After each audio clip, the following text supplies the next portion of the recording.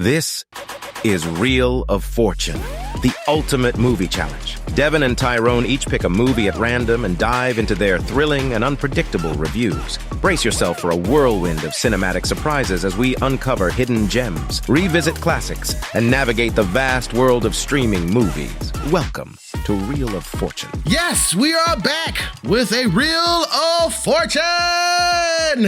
That is a game where we randomly select two films, one for me, one for Devin, and we put it on a chance on the coin right here. It's a beautiful coin. You love it. I love it. I will pick Devin's IMDb score from this jar. I will pick Devin's streaming service from this jar. And I'll do the same for you, Tyrone. Bam, bam, boom. And our selection for our genre today is action. But if you want to play along, get in the comments and let us know what's your favorite, and we'll probably put it on the spin for the next show. Yeah, we'll pick the genre based on what we see in the comments. Before we start, don't forget to warn the people about the red coin. If one of us picks the red coin, the game stops and we're gonna watch an Olsen Twins film. Exactly. And we don't really want that. You got it, dude. And we're gonna start off with picking for Devin. And we're gonna go with his streaming service. You ready? Let's do it. All right. Any streaming service. Any, okay. Now, the IMDb score. Red coin. Any score. Any, okay. So my pick is gonna be wide open. Any streaming service, any IMDb score, this is just anything, but it's gotta be action. Chosen at random, my movie is Soul Pursuit. Soul Pursuit. That sounds... Let me see it. What the hell is going on? Your brother hit a school bus. Tonight, now. What's the score? Okay, this is a 5.2 out of 10. Not very strong. It says, it's also from 2021. Okay. It says, after tragic events, a man and his dog seek solitude in the Oregon-Columbia Gorge by hiking to the nation's second highest waterfall. Winner for Best Feature Film at Liftoff Pinewood Studios Film Festival, January 2021. And what's the streaming service? What is it on? I don't know. This kind of question. It don't show underneath the little thing. It's on Prime Video. It's on Prime. So your video is Soul Pursuit, and we're gonna put that on the trash. Yes. Okay. And hopefully that's where it remains, and we don't pick that bullshit. All right, your turn to pick my movie. We're gonna have a really bad start, but hopefully we'll clean it up with your pick. All right. Yeah, we're gonna start with your streaming service. Yeah. Your streaming service. Just shake that up. Shake that thing up some more. I'm shaking it. All right. Your streaming service is Hulu. Good God. Yeah, boy.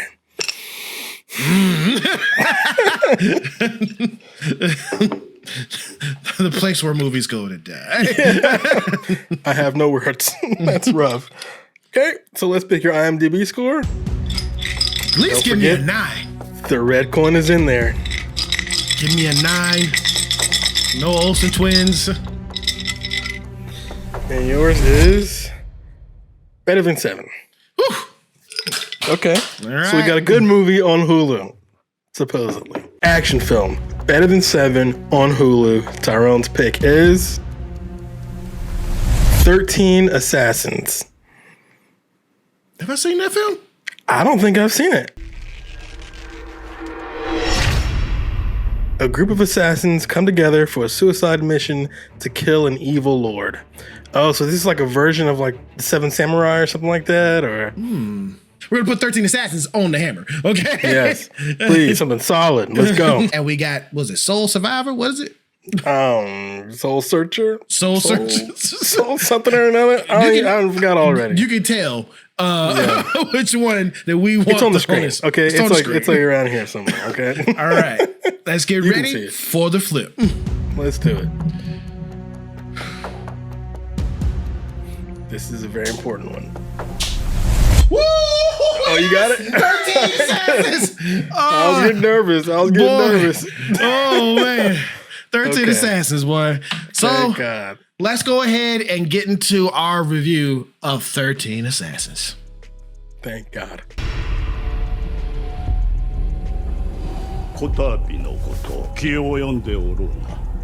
Yeah, that's how I was subtitled. I was like, Tyrone's probably having a hard time. For real, I was like, you're going too fast.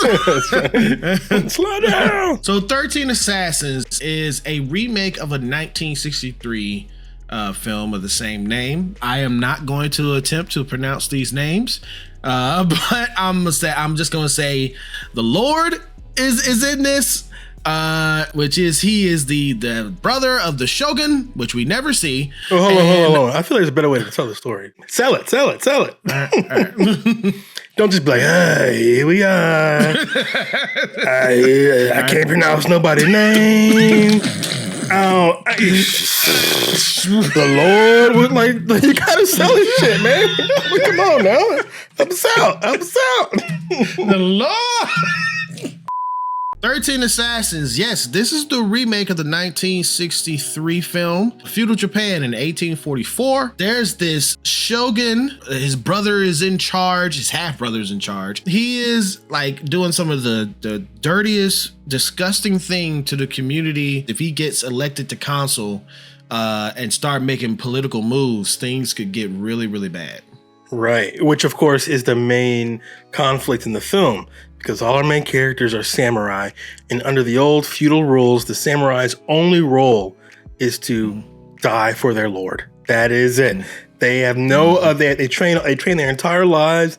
They live a very disciplined, very hard life so that they may die in service of this feudal lord. But unfortunately, this lord is a monster man. He is awful. He is a sadistic, crazy freak, and he loves it. He loves being just a shit. The samurai are like, I know this isn't like our normal role here to be like judging the Lord like this, but like this guy's psychotic. And if he gets, and he's protected because his brother is the shogun, his half brother is a shogun. So no one's gonna come in and check this dude. So they're like, if he gets elected to the council, it's just gonna be nothing but nonstop civil war. We should do something extremely unusual. Break our samurai code and kill the man we are tasked with protecting. These 13 assassins, these 13 former samurai, now assassins, are trying to kill this lord, and the lord still has his own samurai that are still very loyal to him. So these are all brothers. Everyone fighting, they know each other. They would lay down their lives for one another. Except now they're on opposing sides. One side is loyal to the old ways, even if that means you're going to support a psychopath. And the other, they're looking out for the people, which is not a samurai's default position. Very interesting. This film is beautiful. From the clothing, of course, to the swords, to the hair and makeup, the area where it was shot. Awesome locations. Yeah, and also I thought the way they shot this subject matter was really interesting. A lot of the cameras were very wide. And very still. Like the cameras might have like a little bit of push in, a little bit of motion, but like compared to like I guess more modern day films, although this is still kind of modern day, I guess, because it's 2010. But compared to like today's movies where the cameras are like whipping around, or Western movies where the cameras are doing all kind of crazy things, these cameras are really, really still. And it really helps you take in like not only everything they're wearing, like you said, but also the environment around them. It is very pretty film. It's very pretty. When they are tasked to take down this evil lord, right? The head samurai, and he's like, we need to stop him, and this is why. And he shows this girl that's from the village, man, broke my heart, where the shogun just used her. And then he cut off her arms and legs and cut out her tongue. Right. Like the movie has like two modes. The first half of the film is more or less explaining to you why this lord has to die. They use this girl as a personification of all of his evil. This woman who he had fun with and then mutilated and just left her. Once you see her and you feel so much pity for her, you feel so terrible for her, you understand the rest of the film. And the rest of the film is crazily like it's like an action film after that. There is like, I think it's 45 minutes, but it feels longer. A 45-minute action scene where it's just them attacking and fighting. It's just to the wall. Yeah, epic fight, and that is like half the film. So I think that's really wise, really smart way to plot the film. Is that they spend one half of the film making you hate this guy, and then the second half is them trying to take this guy out. Yeah. But you realize through how the action is shot, how they fight, that this is also pretty effed up. Like, this movie does not pull its punches when it comes to the gore, when it comes to the brutality of feudal Japan, the ugliness that is the way of the samurai, I suppose, and the uncertainty of their future. Is this going to be our future? Are we just going to be living in this kind of feudal system forever? Or is there something new around the corner for us? And so, in order to find that new thing, they have to spill so much blood. It is just brutal. If movies are like, for me personally, if they're like too brutal, I start to check out, But for this one, like I understood it. I understood why the way the samurai felt old and old-fashioned back then. Two, why this guy had to go. Why even though they're doing something effed up, the things that he would do once he got to the council would be twice as bad. So the movie was very smart in organizing its film like this. So they're all sitting down in the dojo, and they're like, all right, so what's this plan? Who do we have to take out? They was like, we've been tasked to take out the Lord. They were all like, yeah. They're like, okay. Us in what army? They're like, this is it. And they're like, excuse me? I get it. We some badasses now. I get it. But like, there's only, at the time, 9. There's only 9 of us. Can we take on all of his samurai? Because like you said, they thought initially he had 70, but he did not. He had way more. And they're like, what? So they have this truly impossible task. The head samurai, he tries to go recruits his nephew. His nephew is like a guy who gambles money, but his uncle was like, gamble with something that's worth gambling. Okay, get back up in this samurai gang with me, my boy. Right. And his wife was like, don't go. And he was like, I gotta go. I gotta get this thing going. So he's like, I've lived my whole life in the way of the sword, and that's the way I'm gonna die. And I was like, sorry. Gonna be me though. Me neither. So one of the youngest of this samurai is like 16, 17 years old, and he joined. They're devising of how they're gonna get this done. They're looking at they spread out this map, and they're like, all right, we're gonna block off this road, and he can't go this way. And then this is in this town, and we're gonna fix this town up to trap them in, Right, and they chose this plot because of their limited numbers. They're like, we may only get one chance to do this, right? Once the element of surprise is over, like, it's probably over for us. So we really have one shot. And like you said, that one nephew guy, he gambles all the time. He's like, got it. So we're gonna gamble everything on this one shot, this one idea. So you see how the stakes of this film are just like so high. The Lord is traveling between towns and on this dirt road, and they run into this person that, I know this is a different culture. This guy that they run into reminds me of the Monkey King. Okay. With the way that he, like, his nonchalantness, his goofiness is about serious situations. Mainly, he has this gripe against samurai. You're talking about the hunter in the woods, right? The hunter in the woods, yeah. Right. Yeah. Like when they found him, he actually was tied up. Like he was in a tree somewhere. And he was tied up because he slept with another lord's wife. And they're like, what a fool. Like, we can't bring this guy here. Like, this guy's clearly an idiot. Why would he do something like this? But it turns out he was really in love with this woman. Like, this was... Yeah. And perhaps maybe that lady was his girlfriend first before the Lord took her, or I don't know. But he seemed to be genuinely in love with her. And he was like, well, if I die here in this tree, I die here in this tree. But God, I hope not. Cut him down. So they strike a deal, because while they were trying to track the evil lord through the woods, our main characters got lost. And they're like, we don't really know this area that well, but this psycho guy tied up in the tree, he sure does. So I guess you're going to be our 13th. He didn't use no sword. He used these big boulder slingshots to just going around whooping on people, right. Which I thought was pretty... Yeah, it was really interesting. And he seemed to use those for hunting too. Like he would be like in the woods and he'd just hear noise. Then he just throw one and it would hit a rabbit. You know, so he like whatever this weapon was, he was very trained or very attuned to it. They prepare this town. They get it ready during the day. One of their guys who went to scout ahead, he was like, they're coming. They're coming. He's like, it's not 70. It's 200. Right. And they're like, oh, are we still going to be able to do this? Right. And it was like, hey, well, if we die out here, we die out here. One of our main characters said something really interesting. So once they learned that the evil lord didn't have 70 samurai protecting him, he had 200. They were like, we should run and replan this, right? That seemed to be the consensus in the group. They're like, yeah, this was a good idea for 70, bad idea for 200. But our main character guy was like, you know what? No, we can't run yet because the fish isn't on the hook yet.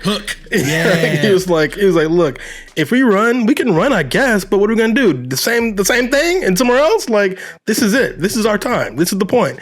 70, 200, 2,000, don't matter, right? This guy has to go. This is still our best bet.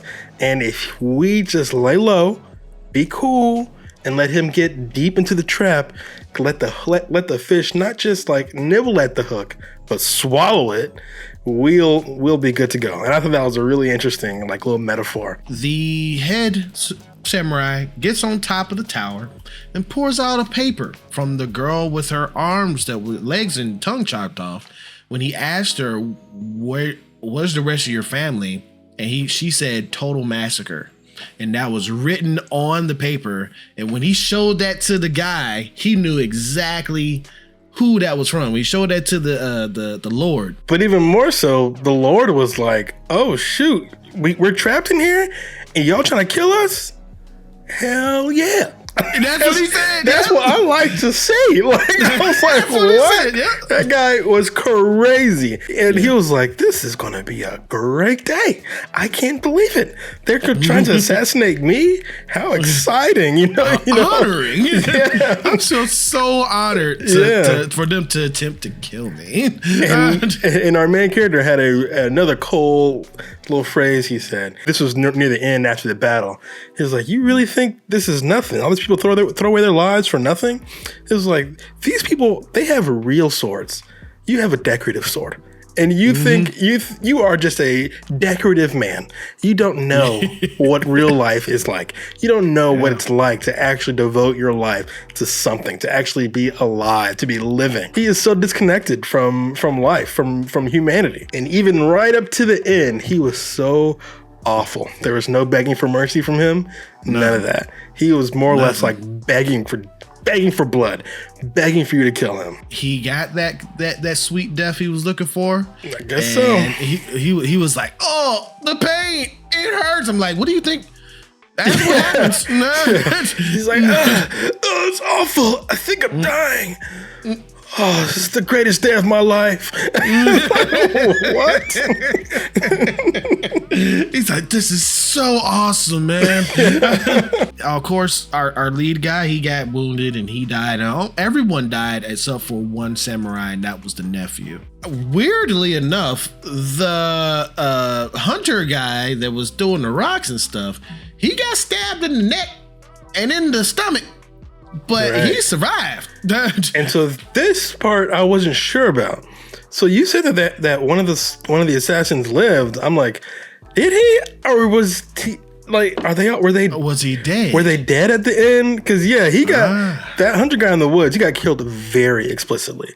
Like the sword went through his throat. He got stabbed in the chest. And in the end, he was fine. He was like, "Oh yeah, okay, guess I'm gonna go." And the other guy's like, "Yeah, I guess I'll go to America now." And like, I'm like, is that real? 'Cause I'm not sure if that was real. I don't know. I don't know if that was real. Yeah, but apparently what was real was a lot of this battle. Apparently, that Lord was a real guy, and he was a real shit, and there was a real assassination that took place, but it was covered up by the Shogun, and they thought the Lord, got sick in his travels or something like that. But in reality, his own samurai came and killed him.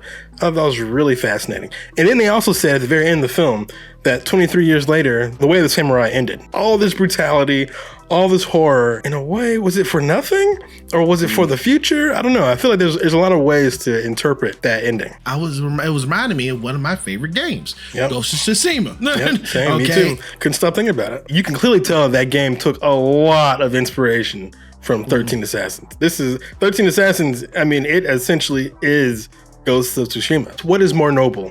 Working on behalf of someone is evil, someone is crazy, or doing something you think is right for the people. The film had a lot of setup, but that payoff, a 45-minute fight, was fire.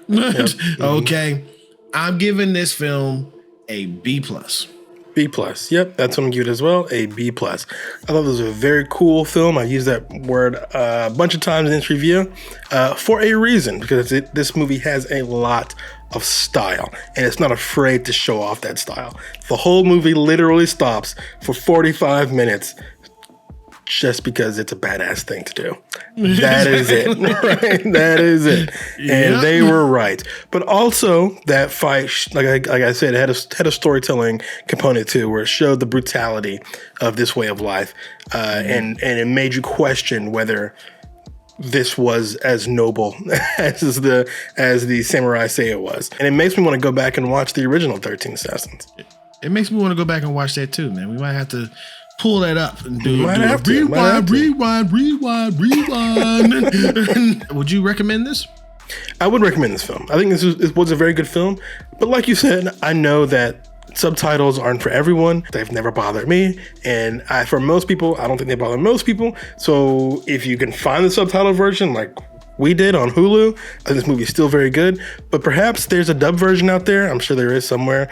And if the subtitles are just too much for you, check that out. But I don't think you need it. I think the version on Hulu was a lot of fun. I really enjoyed it, and I do recommend it. I definitely do recommend this too. The subtitles weren't that bad. I'm just, over-exaggerating people. Okay. But more importantly, would you recommend this film?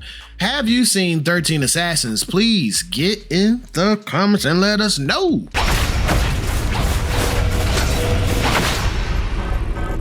Thank you so much for clicking on this video. We really do appreciate you guys. And if you're new, go ahead and hit that subscribe button. It's right there at the bottom. Also, I know for this episode, we picked the genre for the Wheel of Fortune, but next time, you could pick the genre. Comment down below and let us know what genre you would like to see on the Wheel of Fortune. The crazy or the freaky, and we do like freaky over here.